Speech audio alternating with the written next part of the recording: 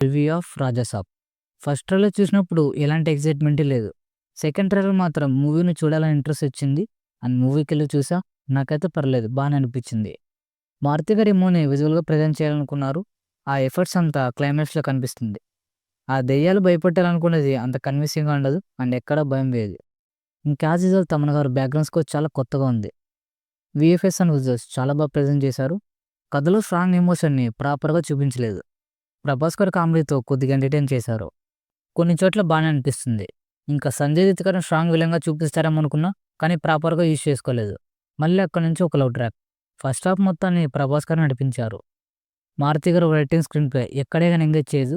ఇంతమంది కమెడియన్స్ ఉన్నా ఎవరిని కరెక్ట్‌గా వాడుకోలేదు. సత్య గారు ఉన్నారంటే మనం ఏదో ఎక్స్‌పెక్ట్ చేస్తాం. కానీ అది కూడా లేదు. మూవీలో నాకు నచ్చిన ఎపిసోడ్ అంటే సంజయ్ దత్ గారి ఫ్లాష్ బ్యాక్. మనల్ని ఒక ట్రాన్స్‌లోకి తీసుకెళ్తారు. మనం ట్రైలర్‌లో చూసిన ప్రభాస్ గారు రాజుగారి గెటప్ సీక్వెన్స్‌ని లేపేశారు.